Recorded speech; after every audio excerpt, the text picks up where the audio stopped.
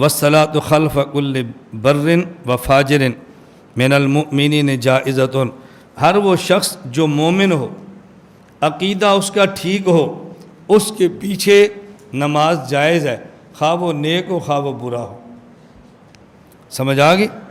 مومن کہتے ہیں جس کا عقیدہ ٹھیک ہو، برن کہتے ہیں نیک ہو، فاجر کہتے ہیں گناہ گار ہو۔ ایسا وہ شخص کہ جس کا عقیدہ ٹھیک ہو، اعمال میں کوتاہی ہو، اس کے پیچھے نماز پڑھنا جائز ہے۔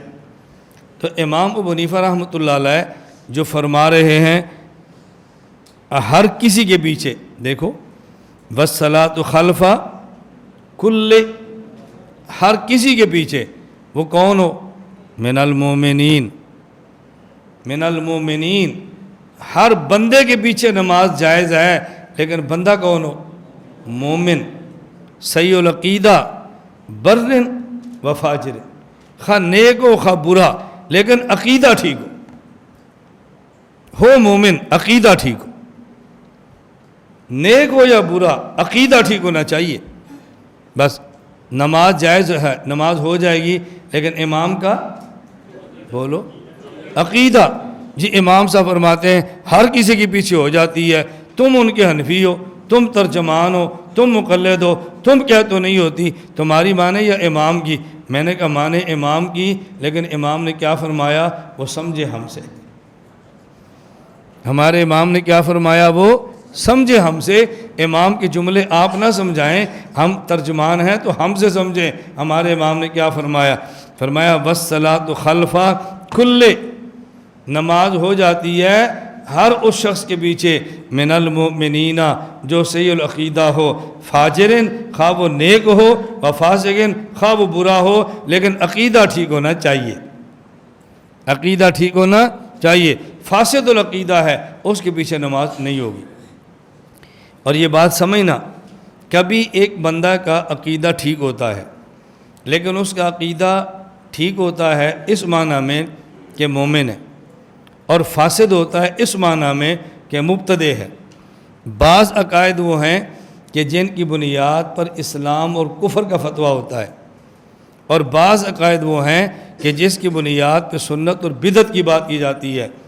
یہ بندہ عقیدہ ٹھیک نہیں، کافر ہے، اس کا عقیدہ ٹھیک ہے، مومن ہے، اس کا عقیدہ ٹھیک نہیں، مبتدع فی العقیدہ ہے، اس کا عقیدہ ٹھیک ہے کہ متسنن فی العقیدہ ہے۔ تو بعض عقائد کی بنیاد پہ بندہ کافر فی العقیدہ ہوتا ہے، اور بعض عقائد کی بنیاد پہ بندہ مبتدع فی العقیدہ ہوتا ہے۔ مبتدع فی العقیدہ یہ مبتدع فی العمل سے زیادہ گندہ ہے، اور اگر کوئی شخص مبتدع فی العمل ہو، اس کے بارے میں حدیث موجود ہے، اس کے بارے میں حدیث موجود ہے من وقر صاحب بدعت فقط آن علی حدم الاسلام، جو بدعتی کی تعظیم کرے وہ دین مٹانے میں تعاون کرتا ہے، اور جو شخص بد عقیدہ کو مسلح کا امام بنا دے وہ دین مٹانے میں مدد کرتا ہے یا دین کی خدمت میں تعاون کر رہا ہے۔ اس لیے مبتدع فی العقیدہ سے اس کے پیچھے نماز پڑھنے سے بچنا چاہیے، یہ باتیں اچھی طرح سمجھنا۔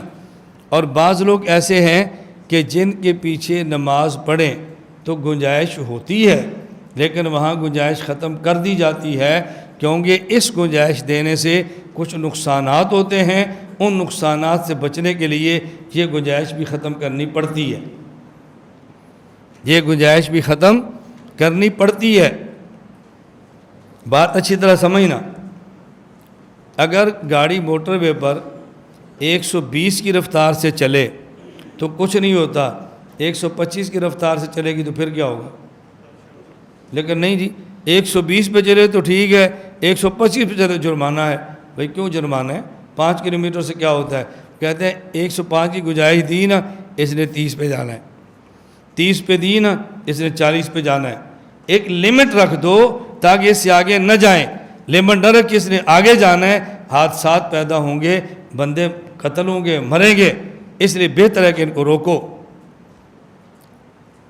الا ما ظہر منہا، بعض کہتے ہیں بھی چہرہ اس کو دیکھنا جائز ہے، پردہ نہیں ہے، لیکن صدًا لسرائے، نہ اس کو منع کرو، یہ چہرہ دیکھے گا تو آگے جائے گا، پابندی لگاؤ، صدًا لسرائے، صدًا لسرائے، منع کرو اس کو۔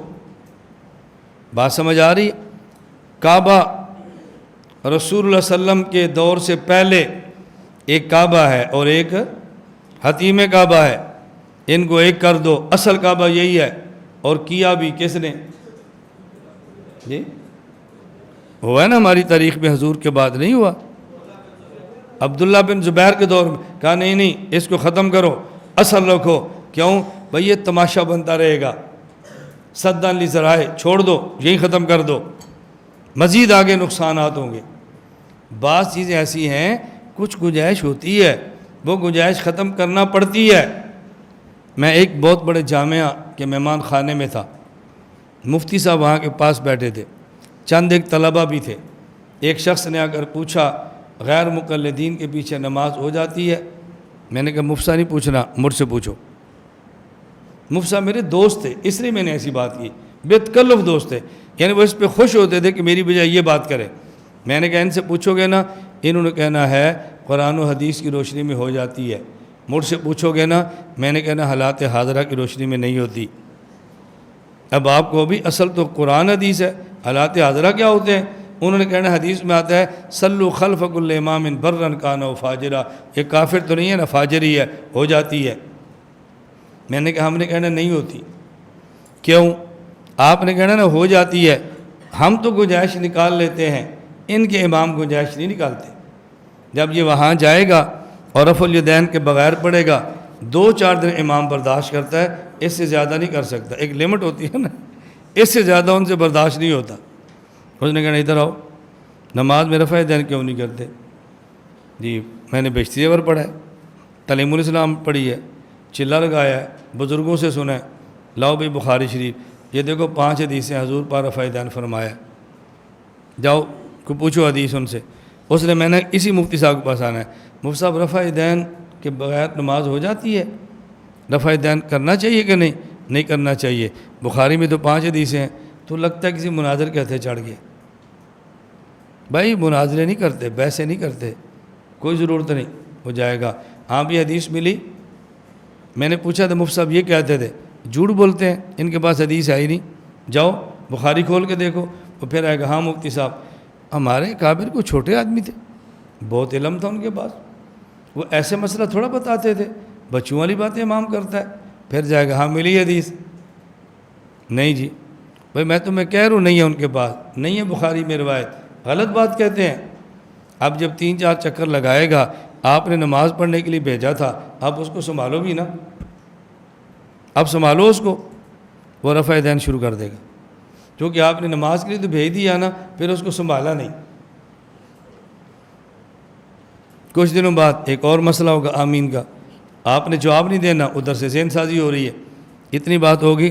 کچھ دنوں بعد فضائل اعمال کو لاؤ، فضائل صدقات کو لاؤ، اس میں عبارتیں کفریہ ہیں، اب 2 جواب، آپ نے جواب دینا نہیں، وہ کفریہ عبارتیں کہیں گے جی کفریہ عبارتیں ہیں اس میں۔ جس کو آپ نے نماز کے لیے بھیجا تھا نا، وہ آپ کے پاس کافر والی مشین بن کر آئی ہے۔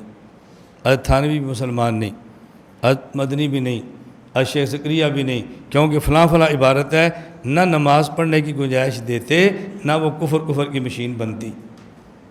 اب ہم جو کہتے ہیں فلاں کے پیچھے نماز نہ پڑھے، ہم کیا چاہتے ہیں کہ تکفیر کے دروازے کھلیں یا لوگ کفر کے فتوے نہ لگائیں؟ تو ہم تو روک رہے تھے کہ کفر کے فتوے نہ لگائیں، آپ نے گنجائش دی کہ کفر کے فتوے کی مشین بنا دی ہے۔ اگر ہماری بات مان لیتے کہ وہاں نہ جایا کرو، یہ نہ وہاں جاتا نہ یہ مسائل پیدا ہوتے، تو گنجائش ہو تو تب بھی روک لیتے ہیں۔ نماز کے مسئلے پر میں ایک بات تفصیل سے کر چکا ہوں، تبلیغ والے ہمارے ساتھی پوچھتے ہیں کہ جی ہم تبلیغ میں جاتے ہیں تو فلاں بندہ اس عقیدے کا ہے تو اس کے پیچھے نماز پڑھ لیں۔ جو تبلیغ کا حامی عالم ہوتا ہے، حامی نہیں بلکہ تبلیغی ہوتا ہے، وہ کہتا ہے بھی پڑھ لیں ہماری ہو جاتی ہے، وہ چاہتا ہے کہ تبلیغ بچ جائے، اگر نہیں پڑھیں گے تو انتشار ہوگا۔ پھر یہ ایسے عالم سے پوچھتا ہے کہ جو تبلیغ کا حامی تو ہوتا ہے لیکن تبلیغ کے بارے میں کبھی وہ نرم گوشہ نہیں رکھتا، میں جی نماز پڑھ لوں، بالکل نہ پڑھنا، نماز نہیں ہوتی۔ نماز نہیں پڑھیں گے تبلیغ کا کام کیسے ہوگا؟ ہم حدود شریعت میں رہ کر شریعت کے کام کرنے کے پابند ہیں، حدود توڑ کر پابند نہیں، مت نماز پڑھو، اپنی نمازیں خراب مت کرو۔ اب ایک نے کہا پڑھ لو ہو جاتی ہے، اس نے تبلیغ بچائی، نماز خراب کر دی۔ دوسرا کہتا ہے نہ پڑھنا نہیں ہوتی، اسے نماز بچائی تبلیغ خراب کر دی، اور جب ہم سے پوچھیں ہم کہتے ہیں پڑھ لو، ہوتی نہیں ہے دوبارہ لٹا لینا۔ وہاں نماز نہ پڑھنے سے تبلیغ کا ماحول خراب ہوتا ہے، لیکن نماز پڑھ کے لٹا لینے سے تبلیغ کا ماحول خراب نہیں ہوتا۔ ہم کہتے ہیں پڑھ لو تاکہ تبلیغ کا ماحول خراب نہ ہو، لیکن نماز لٹا لینا تاکہ آپ کی نماز خراب نہ ہو۔ ایک نے تبلیغ بچائی، نماز خراب کی، ایک نے نماز بچائی، تبلیغ خراب کی۔ ہم آپ کی تبلیغ بھی بچاتے ہیں اور آپ کی نماز بھی بچاتے ہیں۔ کتنا اعتدال کا راستہ ہم اختیار کرتے ہیں، اور پھر بھی کہتے ہیں یہ لوگ سخت ہیں۔